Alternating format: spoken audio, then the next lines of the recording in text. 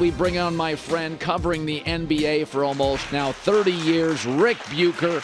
Got his podcast On the Ball with Rick Bucher. Oh, thank you for the promo. Watching the Warriors and the Kings, it really does feel like, I said this earlier, a couple years ago in the divisional round, the Chiefs played the Bills. Mahomes and Allen had 7 touchdowns, no picks, 700 yards, and you're like, what a bummer. They can't play again next week.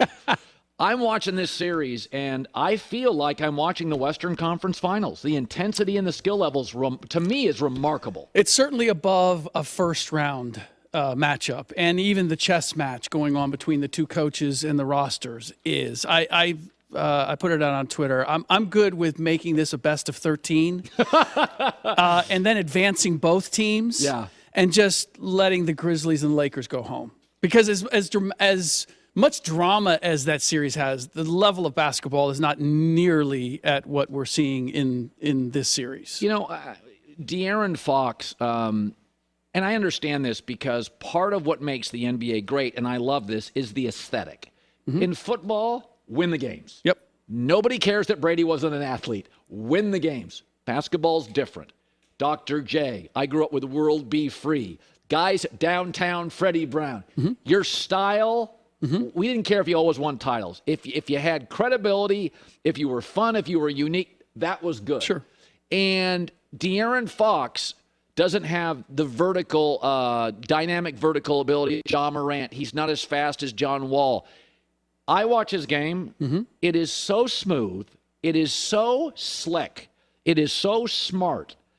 His temperament. I think we just don't watch Sacramento. It's small market. It's West Coast. Yeah. This kid, to me, feels like a top 10 player in the league. He is certainly putting himself in that conversation, but I would say that he has grown up an awful lot. Nothing has happened better to him than Mike Brown coming in and challenging him. I talked to a scout who was big on De'Aaron when he came into the league, because he thought he was going to be a two-way player, as we're seeing in this series. And whether it was Sacramento losing, the constant changes, getting paid, whatever it was, he kind of fell off that. It felt like he got starry-eyed with his own success. And he's come back around, and he's now showing you what he's capable of. You hit a great point, and I think the most important thing you said was smart.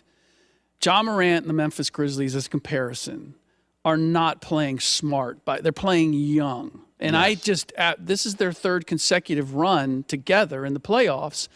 Look, you can play up and down and play a little crazy during the regular season. You get to the postseason, and it's about playing smart, intelligently. And they're doing none of that. They're playing wilder in the postseason than they did in the regular season. Yeah. And it's why the first quarter happened the way it happened in this last game. And Ja Morant was front and center. Maybe the most pointless, meaningless 45 points I have ever seen in a playoff game. And especially getting it late. Yeah. Like everybody's, wow, look at what he did. And I guarantee you LeBron and AD were complimenting him because they would love to see more of that. Yeah. Run the team and get me meaningful points. I would rather have have that team organized in the first quarter and settling them down than going for 25 in the fourth quarter in a game that's already been decided. If you go back to Kobe, I don't have it obviously in front of me, but Kobe's record when he scored like 40 or more for the Lakers, it usually was a bad sign. Yeah. Is that even Michael Jordan had like a level 32-33, and then it was too much Michael Jordan, too many shots, you're taking away Kukoc Pippen. So I'm never blown away. When you're somebody scoring 45, if it's a big guy with a physical mismatch, then I get it. If it's a guard, you're usually shooting too much, and you have too much of the ball in your hands. And it's it's the 40-point games where you don't notice that they're scoring because they're just getting it all along the way. And then they hit a couple buckets at the end, and you're like, wow. Jason Tatum gives me 32 sometimes, and it doesn't feel like I got 32. Yep. That's a great player. Yep. So I want to talk about this. So the Warriors, one of the things they do very well, they're the great tweakers.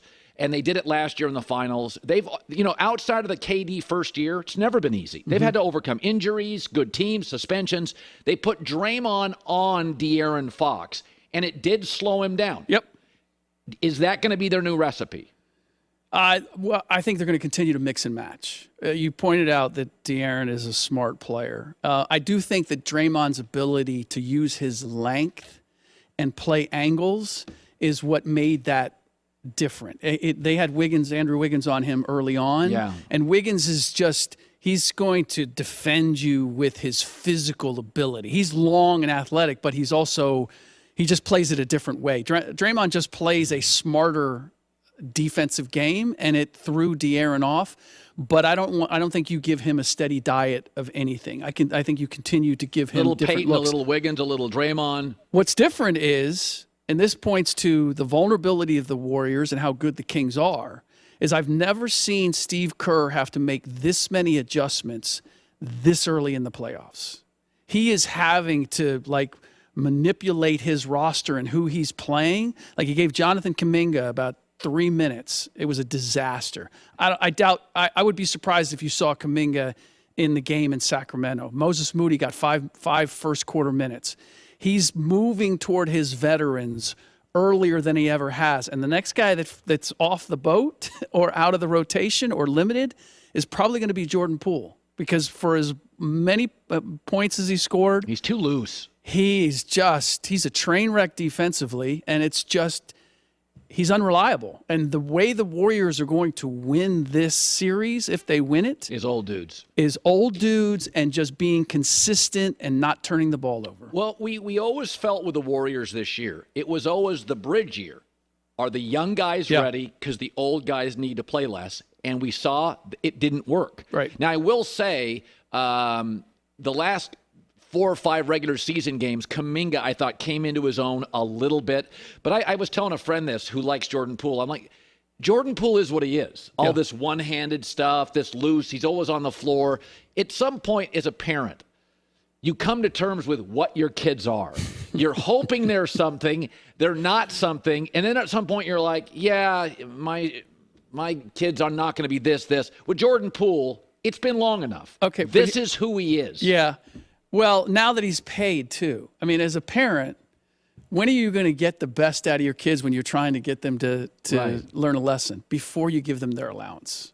Once they get their allowance, Or the car. It's another week or two before you got any chance of corralling that. So very rarely, I thought, Memphis is trying to get under LeBron's skin. And I'm like, guys, there's a lot of people that you can get under their skin. The all-time scoring leader who's been in the league 20 years. That would be like going to Kareem in his 20th year. Yeah, I'm going to poke you in the ribs. I'm going to rattle you, Kareem. Like, it's too exhausting. Yeah. Who do I blame for this? Like, you said something earlier. This is the 3rd year of Memphis in the playoffs. Yep. And they're still immature. Yep. So to me, I feel like Sacramento is a player away, not even a great player, a good player away from going on a 3 or 4 year run with a title. I think Memphis is 2 stars away. I don't think they're close. Like, what do you do with Memphis going forward? They're not winning that thing tonight. I need to get some veterans in that locker room. Grown-ups. And grown-ups. And grown-ups ideally who have some playoff success, have been to the finals, have won a championship, something like that, because that is missing. And Al Horford, if he was available and 3 years younger. Yeah, maybe a Mike Conley. Yeah. Although you probably need a little more of a dynamic personality, but to get through to those guys at this point. Yeah. To answer your question, I blame GM Zach Kleiman, and I blame head coach Taylor Jenkins, because I've been around that team some this year, and the players run the show. Ugh. And there's no it seems there's no accountability. It's not just that you're trying to rattle the cage of LeBron James. You're trying to rattle the cage of LeBron James with Dylan Brooks in the first game being played, playoff game, being played in by the Lakers in LA since God knows when.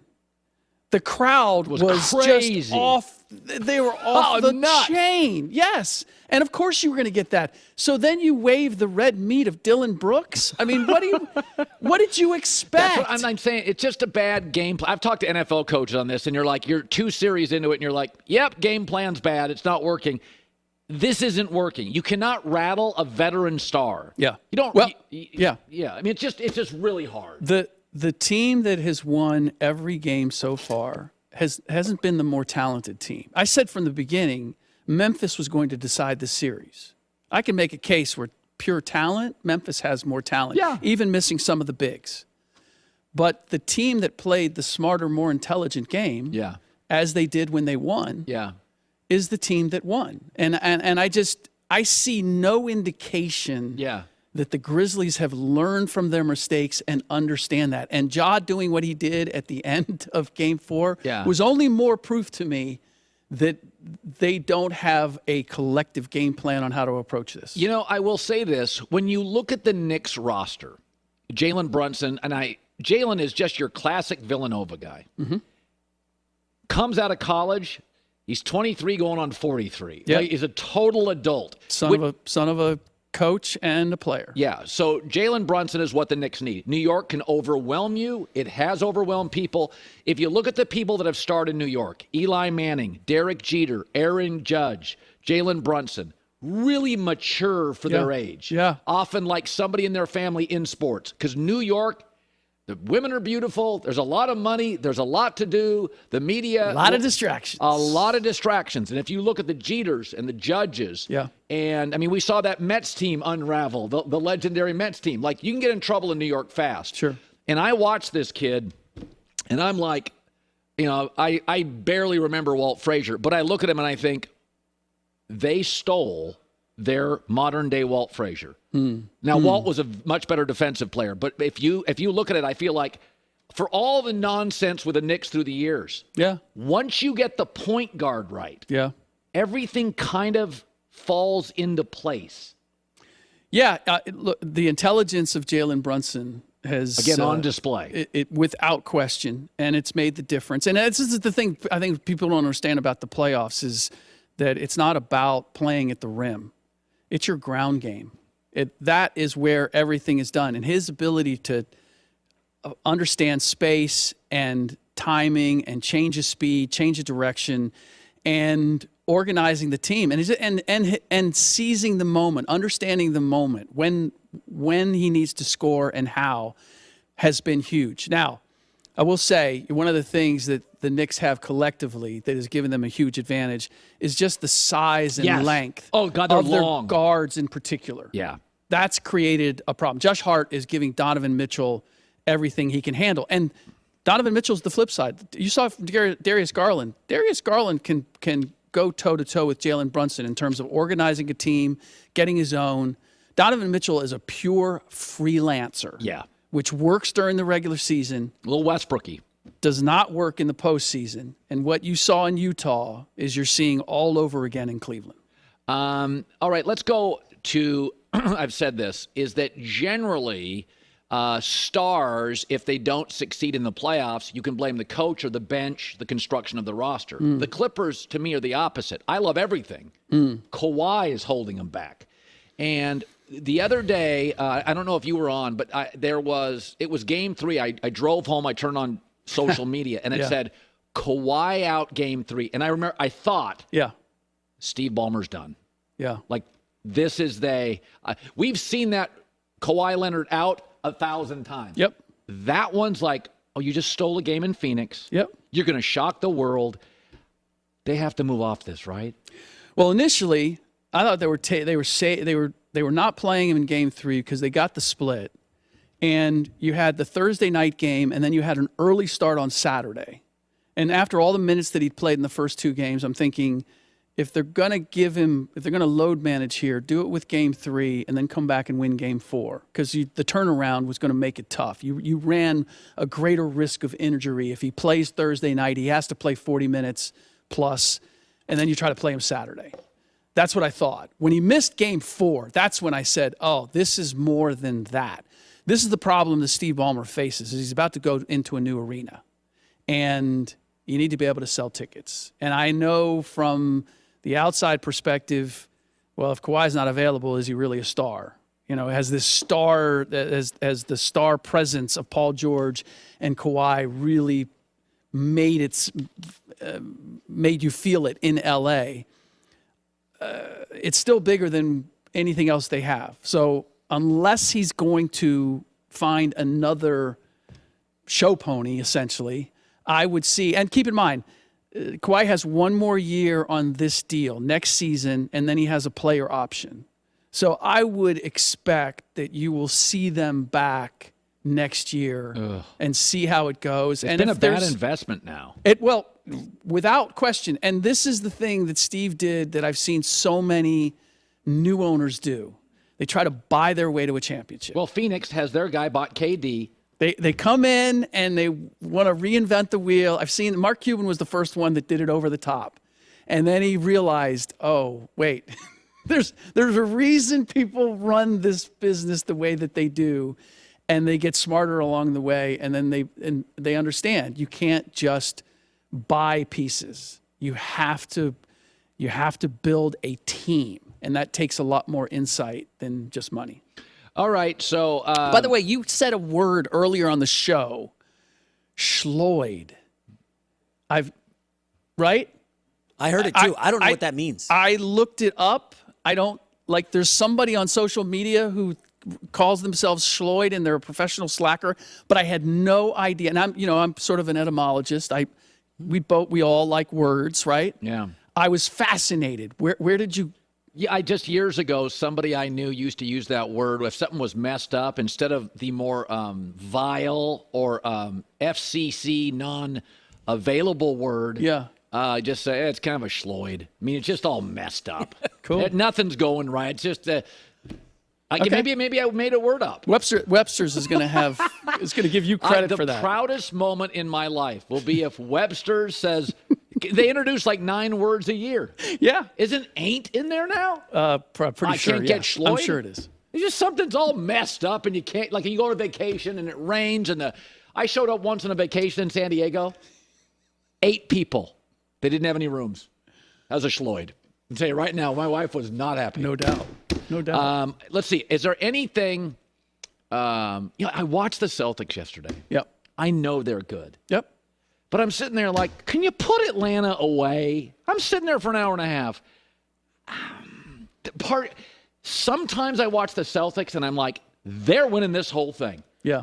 And then I almost feel like they're bored because the same guys have been doing this for years. Yeah. They are bored with Atlanta. They just want to get through this. It's like LeBron when he was in the East. He was just like, can you get me to the second round? Yeah. I think what Boston is doing is Boston is a victim of their success. They're bored with Atlanta. They're bored with the series. Yeah, I would agree, but I don't see it hurting them. And I do think that they have the capability of when they're facing a worthy opponent that they're going to get busy. And I see them, honestly, I see them as the team to beat, even though the Bucks had the best record, with Giannis being compromised and the matchup between Milwaukee and Boston. Boston and Golden State have played so many games together. Yeah. Last year, if you go back to the finals, the quality of passing and defensive switching is so good with the Celtics and the Warriors. Yep. They've been in so many practices, all this load management stuff. Boston will do switches defensively, and they are seamless. Mm-hmm. That is like playing together. I mean, you go play at the YMCA, and you play 4 games in an afternoon. By the 4th game, you're like, oh, I know that guy's tendencies. Yep. Boston and the Warriors have played so many games together. It's just high basketball IQ on both ends of the floor. This is the trickiest part with the Boston Celtics, is that Jason Tatum may be as good a defensive player as he is an offensive player. They have Derek White, Malcolm Brogdon, Marcus Smart as point guards. Like, they're always going to have the riches that Joe Mazzulla has to play with are extraordinary. Who's the guy that's going to go win you the game with the game on the line? And it's going to be Jason Tatum. It's supposed to be. It's supposed to. Well, it's not always. I mean, they're going to try to make it Jason Tatum. That's who they're going to go to. But Jaylen Brown sometimes has a better answer. Yeah, wants it more. That is the question. Can Jason Tatum be that guy? That's the only question I have as far as the Boston Celtics and their ability to win the championship. Yeah, he has J-Mac's got a Jason Tatum newsletter that comes out about 3 times a week. He loves the guy. Rick Bucher, it's great seeing you, buddy. Good to see you.